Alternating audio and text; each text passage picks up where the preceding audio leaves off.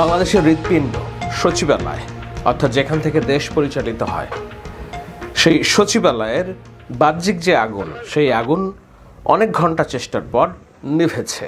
পুড়ে গিয়েছে বর্তমানে ছাত্র উপদেষ্টাদের দুটি দপ্তর সহ বহুত বাংলাদেশের রাষ্ট্রীয় গুরুত্বপূর্ণ ফাইল, তথ্যাদি, দুর্নীতির চিত্র সবকিছু। আপাতত নিভেছে বাহ্যিক আগুন, কিন্তু ভিতরের আগুন এখনো জ্বলছে। সেই ভিতরের আগুন জ্বলার নেপথ্যে কারণ কি সেটি অনুসন্ধান করার চেষ্টা করতে যেয়ে বেরিয়ে এসেছে এক ভয়ঙ্কর রকমের প্রশাসনকে জামায়াতিকরণের বিরুদ্ধে আমলাদের সম্মিলিত প্রতিরোধ গড়ার একটা চিত্র। এখন প্রশাসনকে জামায়াতিকরণের বিরুদ্ধে আমলাদের এই দাঁড়ানোকে আপনি আওয়ামী লীগের পক্ষে দাঁড়ানো বলবেন না বাংলাদেশের পক্ষে দাঁড়ানো বলবেন, নাকি এদেরকে প্রতিহত করে পুরো আমলাতন্ত্রকে আপনি লাথি মেরে জামায়াতিকরণের জন্য যে আন্দোলন চলছে তার পক্ষে দাঁড়াবেন? এই ধরনের একটা সন্ধিক্ষণে এসে আমরা দাঁড়িয়েছি। সেটাকেই আমি বলছি যে সচিবালয়ের মনের ভিতরের আগুন জ্বলছে। এটা যে কোনো সময়ে বাস্ট হতে পারে। এবং আপনারা জানেন যে 1996 সালের শেখ হাসিনা নেতৃত্বে ইন্ধনে তৎকালীন যে মঞ্চ হয়েছিল মহিউদ্দিন খান আলমগীরের নেতৃত্বে, সেই গণতন্ত্র মঞ্চ পুরো বিএনপি সরকারের পতনের পেছনে একটা বড় টুলস, ক্যাটালিস্ট হিসেবে কাজ করেছিল। বর্তমান এই ইউনূস সরকার ইতিহাসের সবচেয়ে দুর্বল, ভঙ্গুর এবং প্রায় জনসমর্থনবিহীন সরকারে পরিণত হতে যাওয়া এই সরকারের মেরুদণ্ড টিকে থাকবে কিনা সেটি নির্ভর করছে আমলাতন্ত্রের এই যে অসন্তুষ্টি, বিদ্রোহ, সেটিকে কিভাবে হ্যান্ডেল, অর্থাৎ কিভাবে মোকাবেলা করা যায় এবং এই আগুনটাকে নেভানো যায় সেটার জন্য নানান আলোচনা হচ্ছে। যে প্রশাসনে বিদ্রোহের নেপথ্যে, আমলাতন্ত্রের বিদ্রোহের নেপথ্যে এক শিশু শিবির কর্মীর দাপট, সেটি নিয়ে সামনে থেকে অনেকগুলো বিষয় আসতে পারে।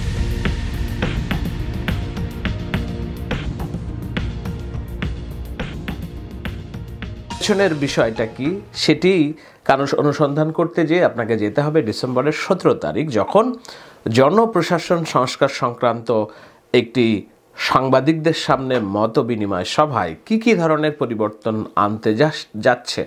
আসতে যাচ্ছে সেটির একটি ব্যাখ্যা প্রদান করা হয়। সেখানে এই জনপ্রশাসন সংস্কার কমিটির সর্বকনিষ্ঠ সদস্য, ইন্টারমিডিয়েট পাস, জগন্নাথ বিশ্ববিদ্যালয়ের লোক প্রশাসন বিভাগের শিক্ষার্থী, সাবেক কথিত শিবির কর্মী, সাবেক না বর্তমান এটি বলা আমার পক্ষে সম্ভব না, কেননা অনেক শিবির কর্মী আত্মপ্রকাশ করেছেন, কিন্তু তার আত্মপ্রকাশের ঘটনা আমরা এখনও জানি না। কিন্তু সে যে শিবির কর্মী এবং প্রশাসনে অভিযোগ যে এই শিবির কর্মী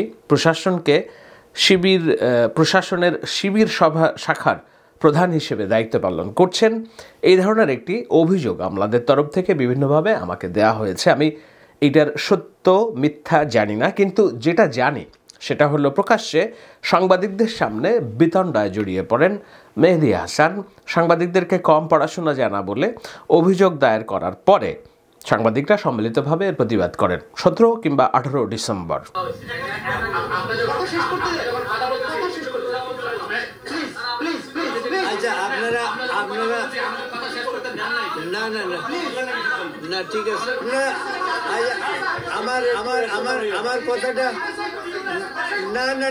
সেখান থেকেই মূলত গণমাধ্যম সংবাদকর্মীদের সাথে জনপ্রশাসন সংস্কার কমিটির একটা দ্বন্দ্বের সূত্রপাত হয়। আর আমলাদের সাথে এই সংস্কার কমিটির দ্বন্দ্ব তো বহুত আগে থেকেই হয়, যখন থেকে কমিটি নির্ধারিত হয়েছে।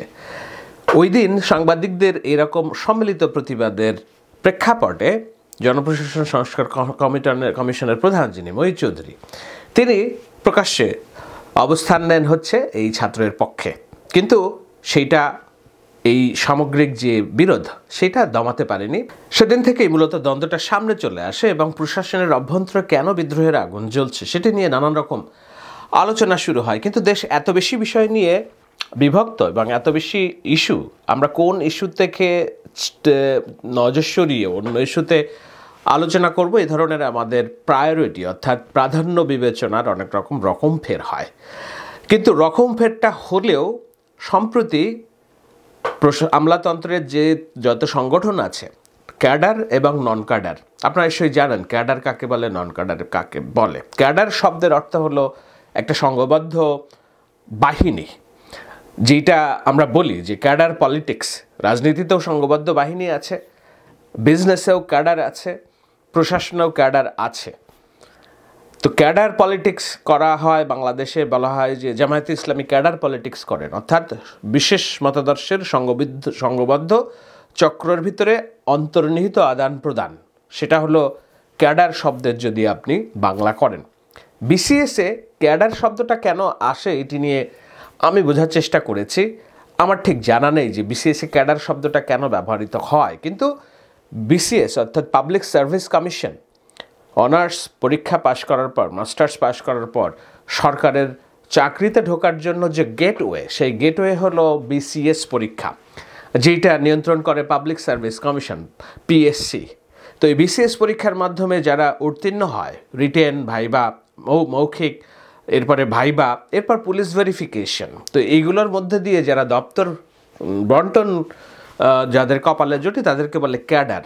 আর নন ক্যাডার হচ্ছে যে পাশ করে আছেন, ভাইবাতেও হয়তো পাশ করেছেন কিন্তু দপ্তর পাননি, তাদেরকে চাকরি সুনির্দিষ্ট নিয়োগপত্র দেওয়া হয়নি, এগুলাকে বলে নন ক্যাডার। তো এই ক্যাডার এবং নন ক্যাডারদের, বিশেষত ক্যাডার 26টি ক্যাডার আছে বাংলাদেশ সচিবালয়ের। এই 26টি ক্যাডারের সম্মিলিতভাবে সবাই এই সংস্কার কমিশনের বিপক্ষে দাঁড়িয়েছে, মোটামুটি বলা চলে। পক্ষে কারা দাঁড়িয়েছে আমরা পক্ষের ভয়েসগুলোকে খুব বেশি সোচ্চার পাচ্ছি না, শুধুমাত্র ঢাকা বিশ্ববিদ্যালয়ের 2-1 চিহ্নিত সমর্থক যাদেরকে আমরা শিবিরের প্রতি সংশ্লিষ্টতা হিসেবে ভিতর থেকেই জানি, তারা মূলত এই সংস্কার কমিশনের পক্ষে দাঁড়িয়েছে। অন্যদিকে বিপক্ষে প্রকাশ্য দাঁড়িয়েছে বিএনপি সমর্থক ক্যাডার, সাবেক সচিব এবং বর্তমান সচিবদের অনেকেই, যেমন আব্দুস সাত্তার নামক একজনের নাম আসছে, যিনি বেগম জিয়ার একান্ত সচিব হিসেবে কাজ করেছিলেন বলে বলা হচ্ছে। তিনি বলছেন যে বিশেষ প্রশাসন পরিবার কল্যাণ সমিতির সভাপতি ও সাবেক প্রধানমন্ত্রী খালেদা জিয়ার একান্ত সচিব এবিএম আব্দুস সাত্তার যুগান্তরকে বলেন, আমরা জনপ্রশাসন সংস্কার কমিশনের প্রধান ও সদস্য সচিবের পদত্যাগ চাই, এই কমিশনের বিলুপ্তি চাই, কারণ তারা রিপোর্ট দেওয়ার আগেই অযৌক্তিক সব বক্তব্য দিয়ে অস্থিরতা তৈরির সুযোগ সৃষ্টি করেছেন। তারা বিশেষ গোষ্ঠীর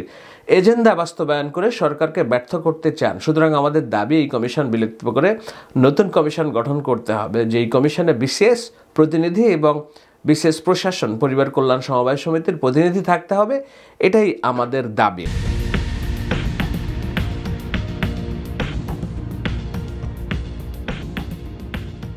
সেই দ্বন্দ্বটা বোঝা যাচ্ছে যে এই শিক্ষা, স্বাস্থ্য এবং কৃষি এইটাকে প্রশাসন ক্যাডার থেকে আলাদা করতে চায়, যেটাতে আপত্তি। আমি জানি না এটার পক্ষে বিপক্ষে কি সুবিধা অসুবিধা, পক্ষে বিপক্ষে কি সুবিধা অসুবিধা এটি বিবেচনা করা হবে যখন যার দেখতে নারী তার চলন বাঁকা, একটা প্রবাদ আছে। তো আমার যে সংস্কার করবে যারা এইসব প্রস্তাবনা দিচ্ছে তাদের আমি দেখতেই পাচ্ছি না, তো তার চলন তো বাঁকা হবেই। অর্থাৎ দেখতে পাচ্ছি না এই কারণে যে তারা বিশেষ গোষ্ঠীর এজেন্ডা বাস্তবায়ন করতে চায়। অভিযোগ, বিশেষ গোষ্ঠীর এজেন্ডা কি? তাহলে পতিত আওয়ামী সরকারের পুনর্বাসনের বিরুদ্ধে তাদের অবস্থান। আমরা যেভাবে জানি, দেখেছি যে বর্তমানে যেই প্রশাসন চলছে সেই প্রশাসন তার 90% সাবেক আওয়ামী লীগ কর্মী সমর্থক এবং আওয়ামী লীগ সিম্পাদারদের দ্বারা চালাচ্ছে। একটা সরকার এই দেশে আসার পর, এমনকি তত্ত্বাবধায়ক সরকার আসার পরও প্রথম দিনেই অন্তত 1-1.5 হাজার প্রশাসনিক রদবদল হয়, তাদেরকে জবাবদিহিতার আওতায় আনতে হয়, চাকরি সাময়িক বরখাস্ত করতে হয়, মামলা রুজু করতে হয়। এই সরকার একজন সচিবের বিরুদ্ধে উপসচিব, যুগ্ম সচিবকে বরখাস্ত কিংবা রহিত করেছে কিংবা তার বিরুদ্ধে তদন্ত চালিয়েছে আমাদের জানা নেই।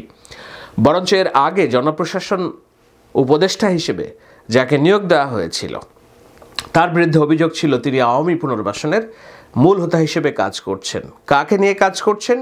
উপদেষ্টা মাহফুজ আলমের পরামর্শে।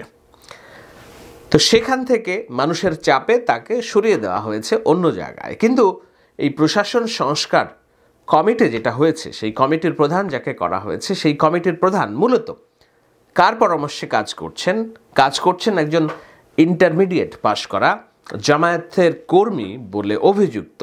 কেন অভিযুক্ত? 2022 সালে যখন জগন্নাথ বিশ্ববিদ্যালয়ের 11 জন শিক্ষার্থীকে গ্রেপ্তার করা হয় শিবির সন্দেহে, যেহেতু এটা পূর্ববর্তী সরকার করেছে, আমি তার সমস্ত কর্মকাণ্ডকে জাস্টিফাই করছি না, তাকে শিবির সন্দেহেই গ্রেপ্তার করা হয়। এই শিবির সন্দেহে গ্রেপ্তার করার পরে ছাত্র শিবির জগন্নাথ বিশ্ববিদ্যালয় কর্তৃপক্ষ 11 জনকে বহিষ্কার করে, প্রমাণ পাওয়ার পরে ছাত্র শিবিরের কর্মকাণ্ডের সাথে সংশ্লিষ্ট থাকার কারণে ছাত্র শিবির এই 11 জনের বহিষ্কার আদেশ প্রত্যাহারের জন্য আবেদন করে। তার একজন জগন্নাথ বিশ্ববিদ্যালয়ের লোক প্রশাসন বিভাগের 4র্থ বর্ষের শিক্ষার্থী মেহেদী হাসান। এখনও পর্যন্ত তার অনার্স পাস করার সার্টিফিকেট আছে বলে আমার কাছে তথ্য আসেনি, আমি জানি না। তাকে বলা হচ্ছে যে ইন্টার পাস একজন ছাত্র জামায়াত শিবিরের কর্মী নির্ধারণ করবেন বাংলাদেশের হাট সচিবালয়ের সচিব, যারা বাংলাদেশ নানান রকম কাঠ খড় পেরিয়ে সচিব হয়েছেন, তাদের আচরণ কি হবে, তারা কিভাবে পথ চলবেন, সেটা নীতি নির্ধারণের পর্যায়ে যখন একজন ইন্টারমিডিয়েট পাস ছাত্র প্রতিনিধি ছাত্র শিবিরের দাপটের একজন কর্মী, যাকে দিয়ে প্রশাসন জামায়াতিকরণের সমস্ত ধরনের কাজ করা হচ্ছে, এই অভিযোগ আনা হয়, সেটা হলো ভিতরের আগুন। সেই আগুন নেভার কথা না, সচিবরা আলটিমেটাম দিয়েছেন প্রধান সংস্কার কমিশনের প্রধানকে যেতে হবে। আমি যখন এই আলোচনা করছি 31 ডিসেম্বরে সংস্কার কমিশনের প্রধানের মূল প্রতিবেদন জমা দেওয়ার কথা। তার অন্তত 4 দিন আগে আমি যখন আলোচনা করছি, তখনকার সর্বশেষ অবস্থা হলো যে 2 দিন আগে প্রশাসনের কেন্দ্রবিন্দু সচিবালয়ে আগুন লেগেছে। 7 নম্বর ভবনে বেশ কয়েকটি মন্ত্রণালয় পুড়ে গিয়েছে। ধারণা করা হচ্ছে এটি একটি স্যাবোটাজ। এই স্যাবোটাজ কারা করেছে?